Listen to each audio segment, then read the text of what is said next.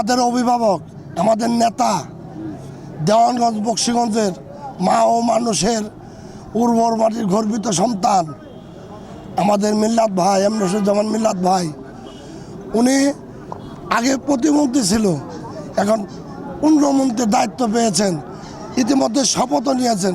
আমার ভাষা নেই, আমি কোন ভাষায় কথা বলবো, আমার ভাষা নেই। আজকে ওনার বাবা মা থাকলে, বিশেষ করে ওনার মা কি যে খুশি হতেন। এই মহিলা কত আদর যত্ন করে, তাকে লালন পালন করে একটি রক্ত ছুঁয়ে গেছে আমাদের মাঝে। তার মা, তার বাবা, এই সুখ, এই আনন্দ, এ দাঁত ভাঙা আনন্দ, এ জোয়ার, এই স্বাচ্ছন্দ্য দেখে যেতে পারলেন না। আল্লাহ রব্বুল আলামিনের কাছে আমি হাত তুলে দোয়া করব, আল্লাহ যেন এমরুজ্জামান মিল্লাত ভাইয়ের মা এবং বাবাকে জান্নাতবাসী করেন।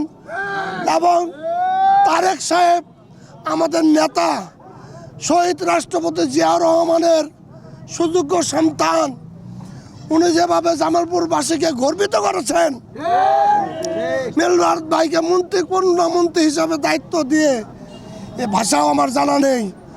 আমি তারেক সাহেবকে, আমি ক্ষুদ্র একটি লোক, আমাদের জামালপুরবাসী দেখেন ইতিমধ্যে রাস্তায় নেমে পড়েছে, মিষ্টি খাওয়া হচ্ছে।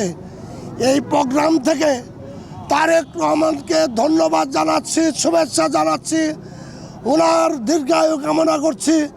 উনি যাতে সঠিকভাবে আল্লাহর রহমতে এই রাষ্ট্রকে ভালোভাবে পরিচালিত করতে পারে। আমাদের অভিভাবক এমরুজ্জামান মিল্লাত সাহেব যেন তার হাতকে শক্তিশালী করে নেতৃত্ব ভালোভাবে দিতে পারে, আল্লাহর কাছে দুই হাত তুলে দোয়াই করি।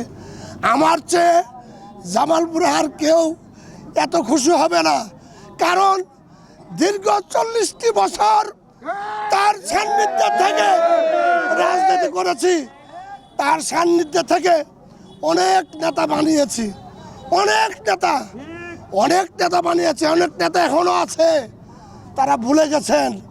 এখন আমি একটা কথা বলবো, সবাই ঐক্যবদ্ধ থেকে এমরুজ্জামান মিল্লাতের হাতকে শক্তিশালী করুন, তাহলেই তারেক রহমানের হাত শক্তিশালী হবে।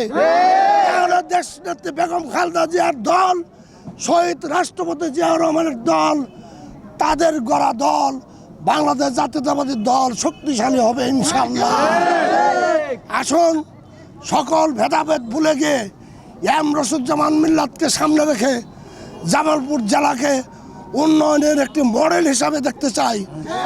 সর্বশেষ মহান আল্লাহ তাআলার কাছে ফরিয়াদ করব, আল্লাহ আমাদের মনোবাসনে পূরণ করার জন্যে আমি গুনাহগার, আমি তোর শুকরিয়া আদায় করছি। আলহামদুলিল্লাহ, আলহামদুলিল্লাহ, আলহামদুলিল্লাহ। এমরুজ্জামান মিল্লাত সাহেব, যিনি সরকারের ভালো কর্মের জন্য সে পুরস্কৃত হয়েছেন, তিনি প্রতিমন্ত্রী থেকে পূর্ণমন্ত্রী হয়েছেন। জামালপুরবাসীর পক্ষ থেকে, আমার নেতা শাহীম আহমেদের পক্ষ থেকে সকলকে শুভেচ্ছা।